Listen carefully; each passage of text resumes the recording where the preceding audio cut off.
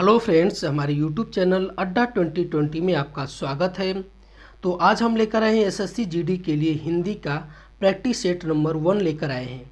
तो आइए हम लोग एक एक करके स्टार्ट करते हैं जो एग्ज़ाम के लिए बेहद महत्वपूर्ण होने वाला है।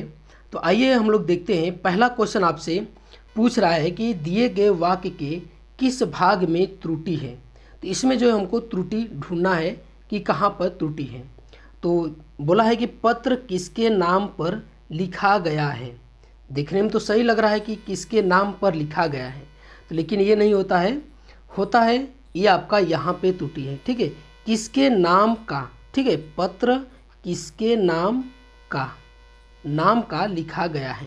ठीक है, तो ये त्रुटि किस में है, तो ये है आपका ऑप्शन डी। ठीक है, नाम पर जो है ये आपका गलत है, नाम का होना चाहिए यहाँ पे, नाम का। पत्र किसके नाम का लिखा गया है। अब आगे देखते हैं। अगला क्वेश्चन है कि सरोवर का पर्यायवाची क्या है। ठीक है, तो इस सरोवर का पर्यायवाची पूछ रहा है। तो सरोवर का जो पर्यायवाची होता है ये आपका तालाब होता है। ठीक है, तालाब होता है, सरोवर का पर्यायवाची तालाब होता है। आगे देखते हैं। अगला क्वेश्चन है कि दिए गए शब्द के समानार्थी शब्द का चयन करें। तो हमको समानार्थी शब्द का चयन करना है। पर्वत का समानार्थी शब्द क्या होगा। तो पर्वत का जो समानार्थी शब्द होगा ये आपका होगा नग होगा। ठीक है, क्या होगा, नग होगा, ये पर्वत का समानार्थी शब्द। आगे हम लोग देखते हैं। अगला है कि सही वर्तनी वाले शब्द का चयन करें। ठीक है, सही वर्तनी हमको जो है इसमें से चयन करना है। तो क्या होता है, मंतव्य होता है। ठीक है, तो कैसे लिखा जाता है, मन तो आधा ब य। ठीक है, ये होता है मंतव्य। ये जहाँ लिखा है वही ऑप्शन सही होगा। तो कहाँ पर लिखा गया है, तो ये ऑप्शन सी। ठीक है, ये आपका सही होगा, ये आपका शुद्ध है। ठीक है, ये सही है। अब आगे हम लोग देखते हैं। अगला भी हमको वर्तनी शुद्ध ही छांटना है इसमें से कि कौन सा वर्तनी शुद्ध है। ठीक है, निर्निमेष होता है। ठीक है, तो कैसे लिखा जाता है ये देखते हैं हम लोग। देखिए, निर्निमेष। ठीक है, ये जहाँ लिखा गया है ये आपका सही है। ठीक है, निर्निमेष। तो ये आपका कौन सा सही है, तो ये ऑप्शन सी आपका सही होगा, निर्निमेष, ये आपका सही है। अब आगे हम लोग देखते हैं। अगला क्वेश्चन है कि दिए गए वाक्यांश के लिए एक शब्द चुनिए। तो हमसे पूछा है कि वाक्यांश के लिए एक शब्द जो है हमको चूज करना है। ठीक है, शब्द चुनना है। जिसके समान दूसरा न हो, तो क्या बोला जाता है, जिसके समान दूसरा न हो उसे बोला जाता है अद्वितीय। ठीक है, अद्वितीय। ठीक है, अद्वितीय बोला जाता है उसको। ठीक है, तो ये आपका कौन सा सही हो जाएगा, ये आपका ऑप्शन नंबर सी आपका सही हो जाएगा। ठीक है, जिसके समान दूसरा न हो। अब आगे हम लोग देखते हैं। अगला भी वही पूछा है कि वाक्यांश के लिए एक शब्द पूछा है। तो जो प्राणी जमीन पर रहता हो, तो जो प्राणी जो है जमीन पर रहता है उसे क्या बोला जाता है, तो उसे बोला जाता है थलचर। ठीक है, क्या बोला जाता है, थलचर, उसे बोला जाता है। आकाश में रहने वाले को नभचर बोलते हैं, जल में रहने वाले को जलचर बोलते हैं। ठीक है, और जो जल और जमीन, ठीक है, दोनों पर रहता है उसे बोलते हैं हम लोग उभयचर बोलते हैं। तो ये ऑप्शन कौन सा सही हो जाएगा, ये सही हो जाएगा ऑप्शन डी। ठीक है, ये ऑप्शन डी जो है सही हो जाएगा। अब आगे हम लोग देखते हैं। अगला क्वेश्चन देख रहा है कि निम्नलिखित प्रश्नों में दिए गए 4 विकल्पों में से उस विकल्प का चयन करना है जो मुहावरे का अर्थ व्यक्त करता है। ठीक है, तो ये हमको मुहावरा यहाँ पे बताना है कि कौन सा मुहावरा सही है। तो पूछा है कि घर की मुर्गी दाल बराबर, तो इसका जो है मुहावरा क्या होगा सही, घर की मुर्गी दाल बराबर। तो ये आपका सही होगा कि घर की वस्तु को तुच्छ समझना। ठीक है, ये आपका सही हो जाएगा, घर की वस्तु को तुच्छ समझना। अब आगे देखते हैं। अगला भी मुहावरा पूछा है कि लंगोटी में फाग खेलना। ठीक है, लंगोटी में फाग खेला यानी दरिद्रता में आनंद लूटना। ठीक है, ये आपका ऑप्शन सही हो जाएगा, दरिद्रता में आनंद लूटना ये होता है।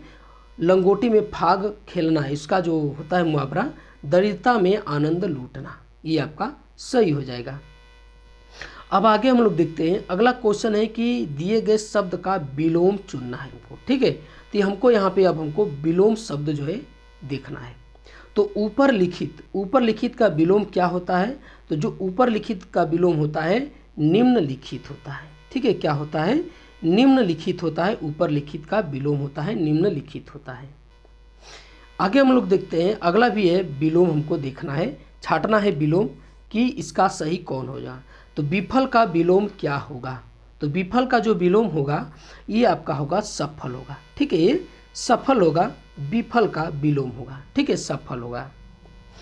आगे क्वेश्चन है कि हमको रिक्त स्थान को भरने के लिए सबसे उपयुक्त शब्द का चयन करना है, ठीक है। तो सबसे उपयुक्त शब्द का चयन करना है हमको रिक्त स्थान भरने के लिए। तो दिया है जो डैश करता है उसका सर्वनाश हो जाता है। तो कौन क्या करता है कि उसका सर्वनाश हो जाता है? यानी जो गलत तरीके से सोचता हो या फिर इस तरह, मतलब कि सर्वनाश कब होगा किसी का? जब वो मतलब कि गलत तरीके से या किसी चीज़ का मतलब कि गलत सोचता हो, गलत करता हो, ठीक है, यही सब होगा। लेकिन जब अच्छा करेगा तो उसका सर्वनाश नहीं होगा। तो मतलब निगेटिव से संबंधित है ये, ठीक है।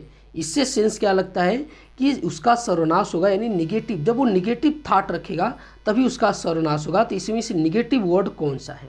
ठीक है, देखिए घमंड है। पहला क्या है? घमंड। घमंड तो अच्छी चीज़ तो है नहीं, ठीक है, ये निगेटिव चीज़ है, ठीक है। गर्व क्या है? ये आपका गौर करना, मतलब अच्छा काम करने के बाद हमको लगता है कि हाँ हमने अच्छा काम किया, गौर किया, गौरव, सम्मान, ये सभी जो पॉजिटिव वर्ड है, ठीक है। इससे किसी का सर्वनाश नहीं होता है। और जब हम घमंड करते हैं तभी उस जो है सर्वनाश होता है। तो ये ऑप्शन ए सही हो जाएगा, ठीक है, ये ऑप्शन ए जो है सही हो जाएगा। अब आगे देखते हैं हम लोग क्वेश्चन, घोड़ा बीच में ही डैश गया। तो घोड़ा जो है बीच में क्या हो गया, ठीक है। तो ये ऑप्शन के अनुसार क्या होगा? डट गया, ये तो होगा नहीं। चल गया, ये भी नहीं होगा, ठीक है। अड़ गया, हाँ ये होगा। घोड़ा बीच में ही क्या हो गया? अड़ गया, ठीक है। क्या हो गया? अड़ गया। घोड़ा बीच में ही अड़ गया। अब आगे देखते हैं, अगला क्वेश्चन बोल रहा है कि दिए गए वाक्य में रेखांकित खंड को प्रतिस्थापित करने के लिए सबसे उपयुक्त विकल्प का चयन करें, ठीक है। तो जो ये रेखांकित शब्द ये है, ये जो है शब्द है, इनको जो है इन चारों से जो है स्थापित करना है हमको, जो बेटर हो, सबसे अच्छे जो उपयुक्त विकल्प हो, जिससे कि ये पूरी मतलब कि एक सार्थक अर्थ निकल जाए, अच्छे, ठीक है। तो देखते हैं हम लोग कि सीता की मुख चंद्र देख कर राम भी खिल उठे। तो सीता की कि सीता का, ये नहीं होगा। सीता का मुख चंद्र देख कर राम भी खिल उठे, ये आपका सही हो जाएगा, ठीक है। ये तो नहीं होगा सीता जी के मुख चंद्र, ये भी गलत हो जाएगा। सीता के मुख चंद्र देख कर नहीं, सीता का मुख चंद्र देख कर, ठीक है, राम भी खिल उठे। तो ऑप्शन कौन सा सही हो जाएगा? ये आपका सही हो जाएगा। अब आगे हम लोग देखते हैं कि आवश्यक कार्य में व्यस्त रहने के कारण मुझे अवकाश नहीं मिले, ठीक है। तो नहीं मिले, यहाँ क्या है? आवश्यक कार्य में व्यस्त रहने के कारण मुझे, यानी ये एक की बात कर रहा है, मुझे अपने की बात कर रहा है। और यहाँ पे क्रिया क्या बोल रही है? यहाँ पे क्रिया बोल रही है बहुवचन की। तो यहाँ पे बहुवचन की तो होगा नहीं, मिला होगा ना। यहाँ पे मिला होता तो सही होता। तो देखते हैं मिला किस में है। तो देखिए मिला इसमें है, ठीक है। तो हम लोग देखते हैं कि आवश्यक कार्य में व्यस्त रहने के कारण मुझे अवकाश नहीं मिला, ठीक है। एक की बात कर रहा है, तो ये ऑप्शन कौन सा सही हो जाएगा? ये ऑप्शन सी सही हो जाएगा, ठीक है। ये ऑप्शन सी जो है सही हो जाएगा। अब आगे हम लोग देखते हैं, आगे जो है कि दिए गए अनुच्छेद में कुछ शब्द हटा दिए गए हैं। दिए गए विकल्पों की सहायता से रिक्त स्थान भरे, प्रत्येक संख्या के लिए सबसे उपयुक्त विकल्प का चयन करना है, ठीक है। तो हमको जो है सबसे उपयुक्त विकल्प का चयन करना है। इस जो फिलिंग द ब्लैंक है, ये रिक्त स्थान जो है, ये इसको भरने के लिए हमको 4 ऑप्शन दिए गए हैं नीचे। उनको जो है हमको इसको पढ़कर और एक सूटेबल जो है हमको जो उपयुक्त विकल्प का चयन करना है, ठीक है। तो पहले हम क्या करते हैं? पहले हम इसको पढ़ लेते हैं, ठीक है। तब उसके बाद हमको ये पता चलेगा कि ये क्या कर रहा है। तो पढ़ते हैं पहले। संस्कृत की रचना और अभिव्यक्ति कला के माध्यम से होती है, और भारतीय कला का यह डैश है कि वह यूरोप की कलात्मक भंगिमाओं से डैश नहीं बिठा सकती।